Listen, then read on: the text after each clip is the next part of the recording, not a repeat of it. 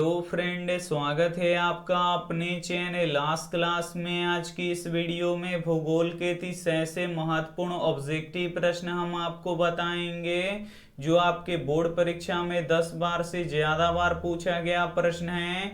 और इस 30 ऑब्जेक्टिव प्रश्न में से बहुत सारे प्रश्न आपके फाइनल बोर्ड परीक्षा में रहेगा, तो एक भी प्रश्न आप लोग स्किप मत कीजिएगा। वीडियो को प्लीज आप लोग शुरू से लेके अंत तक देखिएगा।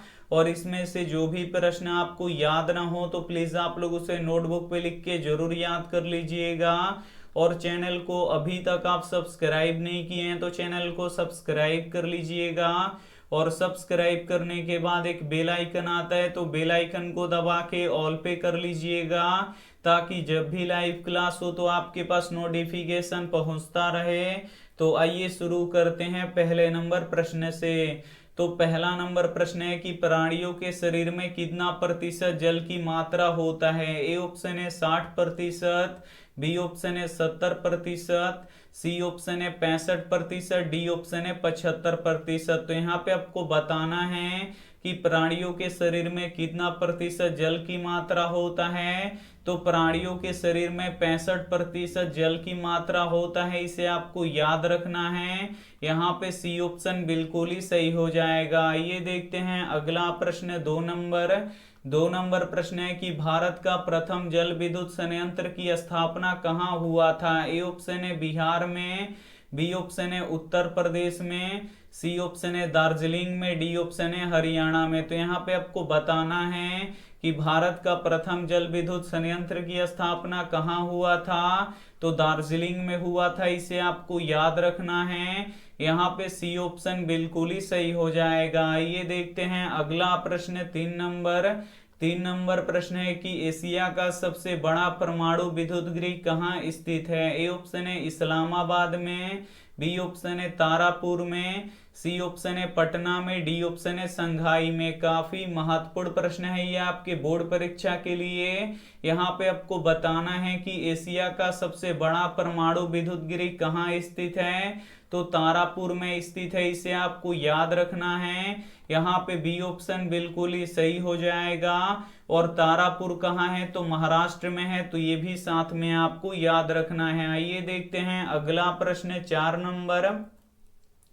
4 नंबर प्रश्न है कि भारत का राष्ट्रीय पक्षी निम्न में से कौन सा है। ए ऑप्शन है मोर, बी ऑप्शन है कबूतर, सी ऑप्शन है बतख, डी ऑप्शन है चील। तो यहाँ पे आपको बताना है कि भारत का राष्ट्रीय पक्षी निम्न में से कौन सा है। तो भारत का राष्ट्रीय पक्षी मोर है, इसे आपको याद रखना है। यहाँ पे ए ऑप्शन बिल्कुल ही सही हो जाएगा। ये देखते हैं अगला प्रश्न, 5 नंबर प्रश्न है कि भारत का सबसे बड़ा लौह उत्पादक राज्य कौन सा है। ए ऑप्शन है कर्नाटक, बी ऑप्शन है गोवा, सी ऑप्शन है उड़ीसा, डी ऑप्शन है झारखंड। तो यहाँ पे आपको बताना है कि भारत का सबसे बड़ा लौह उत्पादक राज्य कौन सा है। तो कर्नाटक है, इसे आपको याद रखना है।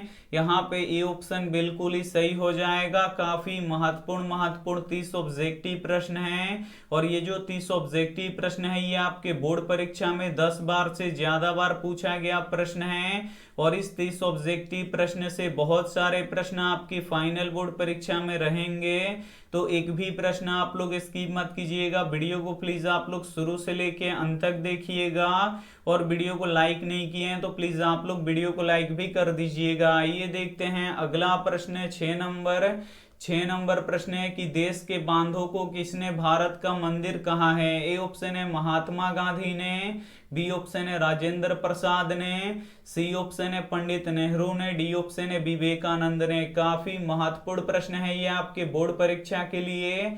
यहाँ पे आपको बताना है कि देश के बांधों को किसने भारत का मंदिर कहा है। तो पंडित नेहरू जी ने कहा है, इसे आपको याद रखना है। यहाँ पे सी ऑप्शन बिल्कुल ही सही हो जाएगा। ये देखते हैं अगला प्रश्न, 7 नंबर प्रश्न है कि पंजाब में भूमि निम्नीकरण का मुख्य कारण कौन सा है। ए ऑप्शन है गहन कृषि, बी ऑप्शन है अधिक सिंचाई, सी ऑप्शन है वनोन्मूलन, डी ऑप्शन है अति पशुचरण। तो यहाँ पे आपको बताना है कि पंजाब में भूमि निम्नीकरण का मुख्य कारण कौन सा है, तो अधिक सिंचाई है, इसे आपको याद रखना है। यहाँ पे बी ऑप्शन बिल्कुल ही सही हो जाएगा। आइए देखते हैं अगला प्रश्न 8 नंबर प्रश्न है कि काली मिट्टी किस फसल के लिए उपयोगी है। ए ऑप्शन है कपास के लिए, बी ऑप्शन है गेहूं के लिए, सी ऑप्शन है चावल के लिए, डी ऑप्शन है ईख के लिए। तो यहाँ पे आपको बताना है कि काली मिट्टी किस फसल के लिए उपयोगी है, तो काली मिट्टी कपास के लिए उपयोगी है, इसे आपको याद रखना है। यहाँ पे ए ऑप्शन बिल्कुल ही सही हो जाएगा। आइए देखते हैं अगला प्रश्न 9 नंबर प्रश्न है कि सीमेंट उद्योग का सबसे प्रमुख कच्चा माल क्या है। ए ऑप्शन है चूना पत्थर, बी ऑप्शन है ग्रेनाइट, सी ऑप्शन है लोहा, डी ऑप्शन है कली चूना। तो यहाँ पे आपको बताना है कि सीमेंट उद्योग का सबसे प्रमुख कच्चा माल क्या है, तो चूना पत्थर है, इसे आपको याद रखना है। यहाँ पे ए ऑप्शन बिल्कुल ही सही हो जाएगा। ये देखते हैं अगला प्रश्न 10 नंबर प्रश्न है कि सोपानी कृषि किस राज्य में होता है। ए ऑप्शन है हरियाणा में, बी ऑप्शन है पंजाब में, सी ऑप्शन है उत्तराखंड में, डी ऑप्शन है बिहार में। तो यहाँ पे आपको बताना है कि सोपानी कृषि किस राज्य में होता है, तो सोपानी कृषि उत्तराखंड में होता है, इसे आपको याद रखना है। काफी महत्वपूर्ण प्रश्न है ये आपके बोर्ड परीक्षा के लिए।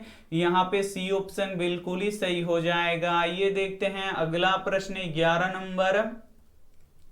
11 नंबर प्रश्न है कि बहुत बड़े क्षेत्र में जल के उपस्थिति के कारण पृथ्वी को क्या कहा जाता है। ए ऑप्शन है उजला ग्रह, बी ऑप्शन है पीला ग्रह, सी ऑप्शन है नीला ग्रह, डी ऑप्शन है लाल ग्रह। काफी महत्वपूर्ण प्रश्न है ये आपके बोर्ड परीक्षा के लिए। यहाँ पे आपको बताना है कि बहुत बड़े क्षेत्र में जल के उपस्थिति के कारण पृथ्वी को क्या कहा जाता है, तो पृथ्वी को नीला ग्रह कहा जाता है, इसे आपको याद रखना है। यहाँ पे सी ऑप्शन बिल्कुल ही सही हो जाएगा। ये देखते हैं अगला प्रश्न 12 नंबर प्रश्न है कि कोयला का सबसे अच्छा किस्म कौन सा है। ए ऑप्शन है एंथ्रोसाइड, बी ऑप्शन है बिटुमिनस, सी ऑप्शन है लिग्नाइट, डी ऑप्शन है पीट। तो यहाँ पे आपको बताना है कि कोयला का सबसे अच्छा किस्म कौन सा है, तो कोयला का सबसे अच्छा किस्म एंथ्रोसाइड होता है, इसे आपको याद रखना है। यहाँ पे ए ऑप्शन बिल्कुल ही सही हो जाएगा। और कोयला का सबसे खराब किस्म पीट होता है, तो ये भी साथ में आपको याद रखना है। आइए देखते हैं अगला प्रश्न 13 नंबर प्रश्न है कि भारत में किस मिट्टी का विस्तार सबसे अधिक है। ए ऑप्शन है काली मिट्टी का, बी ऑप्शन है जलोढ़ मिट्टी का, सी ऑप्शन है बलुई मिट्टी का, डी ऑप्शन है पर्वतीय मिट्टी का। तो यहाँ पे आपको बताना है कि भारत में किस मिट्टी का विस्तार अधिक है, तो भारत में जलोढ़ मिट्टी का विस्तार अधिक है, इसे आपको याद रखना है। यहाँ पे बी ऑप्शन बिल्कुल ही सही हो जाएगा। ये देखते हैं अगला प्रश्न 14 नंबर प्रश्न है कि भारत का सबसे बड़ा बंदरगाह कहाँ है। ए ऑप्शन है मुंबई में, बी ऑप्शन है चेन्नई में, सी ऑप्शन है कोलकाता में, डी ऑप्शन है कांडला में। तो यहाँ पे आपको बताना है कि भारत का सबसे बड़ा बंदरगाह कहाँ है, तो मुंबई में है, इसे आपको याद रखना है। यहाँ पे ए ऑप्शन बिल्कुल ही सही हो जाएगा। ये देखते हैं अगला प्रश्न 15 नंबर प्रश्न है कि सर्वाधिक वर्षा होता है। ए ऑप्शन है पूर्णिया में, बी ऑप्शन है चेरापूंजी में, सी ऑप्शन है कोची में, डी ऑप्शन है मौनसिंहराम में। तो यहाँ पे आपको बताना है कि सर्वाधिक वर्षा होता है, तो सर्वाधिक वर्षा मौनसिंहराम में होता है, इसे आपको याद रखना है। यहाँ पे डी ऑप्शन बिल्कुल ही सही हो जाएगा। काफी महत्वपूर्ण 30 ऑब्जेक्टिव प्रश्न है, और ये जो 30 ऑब्जेक्टिव प्रश्न है ये आपके बोर्ड परीक्षा में 10 बार से ज्यादा बार पूछा गया प्रश्न है। तो एक भी प्रश्न आप लोग स्किप मत कीजिएगा। वीडियो को प्लीज आप लोग शुरू से लेके अंत तक देखिएगा, और वीडियो को लाइक नहीं किए हैं तो प्लीज आप लोग वीडियो को लाइक भी कर दीजिएगा। आइए देखते हैं अगला प्रश्न 16 नंबर प्रश्न है कि गेहूं कौन सी फसल है। ए ऑप्शन है रबी फसल, बी ऑप्शन है खरीफ फसल, सी ऑप्शन है जायद फसल, डी ऑप्शन है नगदी फसल। तो यहाँ पे आपको बताना है कि गेहूं कौन सी फसल है, तो गेहूं रबी फसल है, इसे आपको याद रखना है। यहाँ पे ए ऑप्शन बिल्कुल ही सही हो जाएगा। ये देखते हैं अगला प्रश्न 17 नंबर प्रश्न है कि किस राज्य में मसाला सबसे अधिक होता है। ए ऑप्शन है केरल में, बी ऑप्शन है असम में, सी ऑप्शन है कर्नाटक में, डी ऑप्शन है पश्चिम बंगाल में। तो यहाँ पे आपको बताना है कि किस राज्य में मसाला सबसे अधिक होता है। तो केरल में मसाला सबसे अधिक होता है, इसे आपको याद रखना है। यहाँ पे ए ऑप्शन बिल्कुल ही सही हो जाएगा। ये देखते हैं अगला प्रश्न 18 नंबर प्रश्न है कि दाल किस पौष्टिक अंश का स्रोत है। ए ऑप्शन है प्रोटीन का, बी ऑप्शन है वसा का, सी ऑप्शन है कार्बोहाइड्रेट का, डी ऑप्शन है विटामिन का। तो यहाँ पे आपको बताना है कि दाल किस पौष्टिक अंश का स्रोत है। तो दाल प्रोटीन का स्रोत है, इसे आपको याद रखना है। यहाँ पे ए ऑप्शन बिल्कुल ही सही हो जाएगा। ये देखते हैं अगला प्रश्न 19 नंबर प्रश्न है कि उजला सोना किसे कहा जाता है। ए ऑप्शन है कपास को, बी ऑप्शन है रेशम को, सी ऑप्शन है जूट को, डी ऑप्शन है गन्ना को। तो यहाँ पे आपको बताना है कि उजला सोना किसे कहा जाता है। तो उजला सोना कपास को कहा जाता है, इसे आपको याद रखना है। यहाँ पे ए ऑप्शन बिल्कुल ही सही हो जाएगा। ये देखते हैं अगला प्रश्न 20 नंबर प्रश्न है कि जूट सबसे अधिक कहाँ होता है। ए ऑप्शन है पश्चिम बंगाल में, बी ऑप्शन है असम में, सी ऑप्शन है केरल में, डी ऑप्शन है गुजरात में। तो यहाँ पे आपको बताना है कि जूट सबसे अधिक कहाँ होता है। तो जूट सबसे अधिक पश्चिम बंगाल में होता है, इसे आपको याद रखना है। यहाँ पे ए ऑप्शन बिल्कुल ही सही हो जाएगा। ये देखते हैं अगला प्रश्न 21 नंबर प्रश्न है कि काली मृदा का दूसरा नाम क्या है। ए ऑप्शन है बलुई मिट्टी, बी ऑप्शन है रेगुल मिट्टी, सी ऑप्शन है लाल मिट्टी, डी ऑप्शन है पर्वतीय मिट्टी। तो यहाँ पे आपको बताना है कि काली मृदा का दूसरा नाम क्या है। तो रेगुल मिट्टी है, इसे आपको याद रखना है। यहाँ पे बी ऑप्शन बिल्कुल ही सही हो जाएगा। ये देखते हैं अगला प्रश्न 22 नंबर प्रश्न है कि श्वेत क्रांति का संबंध किससे है। ए ऑप्शन है कपास से, बी ऑप्शन है दूध से, सी ऑप्शन है चावल से, डी ऑप्शन है जूट से। तो यहाँ पे आपको बताना है कि श्वेत क्रांति का संबंध किससे है। तो श्वेत क्रांति का संबंध दूध से है, इसे आपको याद रखना है। यहाँ पे बी ऑप्शन बिल्कुल ही सही हो जाएगा। ये देखते हैं अगला प्रश्न 23 नंबर प्रश्न है कि चिपको आंदोलन के अग्रणी नेता कौन थे। ए ऑप्शन है M S Swaminathan, B option है सुंदरलाल बहुगुणा, सी ऑप्शन है मेधा पाटेकर, डी ऑप्शन है महात्मा गांधी। तो यहाँ पे आपको बताना है कि चिपको आंदोलन के अग्रणी नेता कौन थे। तो सुंदरलाल बहुगुणा थे, इसे आपको याद रखना है। यहाँ पे बी ऑप्शन बिल्कुल ही सही हो जाएगा। ये देखते हैं अगला प्रश्न 24 नंबर प्रश्न है कि हरित क्रांति के जनक कौन थे। ए ऑप्शन है M S Swaminathan, B option है सुंदरलाल बहुगुणा, सी ऑप्शन है मेधा पाटेकर, डी ऑप्शन है महात्मा गांधी। तो यहाँ पे आपको बताना है कि हरित क्रांति के जनक कौन थे। तो एम एस स्वामीनाथन थे, इसे आपको याद रखना है। यहाँ पे ए ऑप्शन बिल्कुल ही सही हो जाएगा। ये देखते हैं अगला प्रश्न 25 नंबर प्रश्न है कि ऑपरेशन फ्लड का संबंध किससे है। ए ऑप्शन है कपास से, बी ऑप्शन है दूध से, सी ऑप्शन है चावल से, डी ऑप्शन है जूट से। तो यहाँ पे आपको बताना है कि ऑपरेशन फ्लड का संबंध किससे है। तो दूध से है, इसे आपको याद रखना है।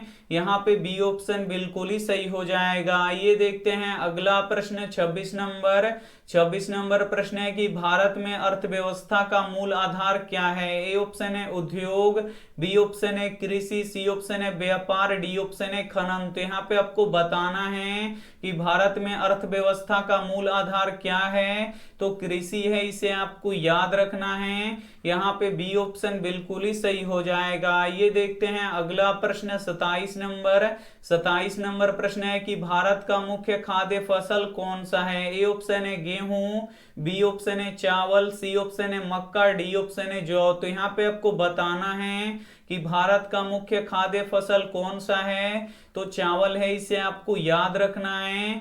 यहाँ पे बी ऑप्शन बिल्कुल ही सही हो जाएगा। ये देखते हैं अगला प्रश्न 28 नंबर प्रश्न है कि निम्न में से कौन छोटे पैमाने का उद्योग है। ए ऑप्शन है चीनी उद्योग, बी ऑप्शन है कागज उद्योग, सी ऑप्शन है खिलौना उद्योग, डी ऑप्शन है विद्युत उपकरण उद्योग। तो यहाँ पे आपको बताना है कि निम्न में से कौन छोटे पैमाने का उद्योग है। तो जो खिलौना उद्योग है ये छोटे पैमाने का उद्योग है, इसे आपको याद रखना है।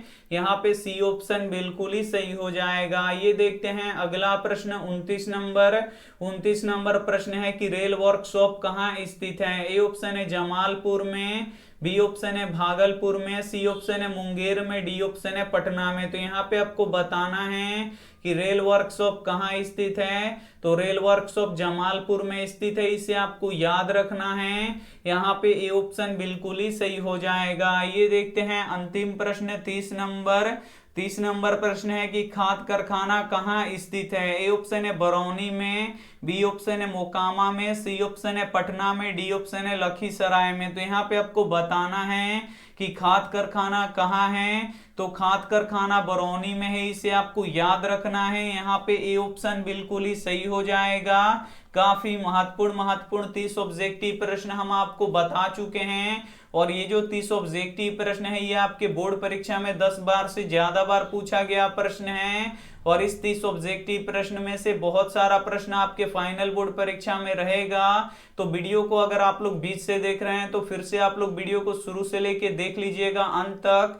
वीडियो को लाइक नहीं किए हैं तो प्लीज आप लोग वीडियो को लाइक कर दीजिएगा। और ये रहा आपके लिए होमवर्क प्रश्न, इसका जवाब आपको कमेंट बॉक्स में देना है कि बिहार में रज्जू मार्ग कहाँ है। ए ऑप्शन है बिहार शरीफ में, बी ऑप्शन है राजगीर में, सी ऑप्शन है बांका में, डी ऑप्शन है गया में। तो इसमें से जो भी ऑप्शन आपको सही लगे वो आप हमें कमेंट करके जरूर बताइएगा। वीडियो को लाइक नहीं किए हैं तो प्लीज आप लोग वीडियो को लाइक कीजिएगा, अपने दोस्तों के पास इस वीडियो को जरूर शेयर कीजिएगा। और चैनल को अभी तक आप सब्सक्राइब नहीं किए हैं तो चैनल को सब्सक्राइब करके साथ में बेल आइकन को ऑल पे कर लीजिएगा। Thank you for watching. मिलते हैं अगले वीडियो में, तब तक अपना ध्यान रखिए, मन लगा के पढ़ाई कीजिए। Take care and bye.